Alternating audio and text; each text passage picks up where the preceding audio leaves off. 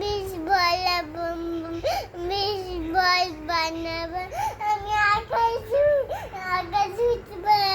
আকাশে উঠবি? হ্যাঁ। আকাশে কি করে ওঠে? আকাশ উঠতে পারছি না। আকাশে উঠতে পারছিস না? হ্যাঁ, উঠবো। তুই বড় হলে আকাশে উঠতে পারবি। তুই বড় হ।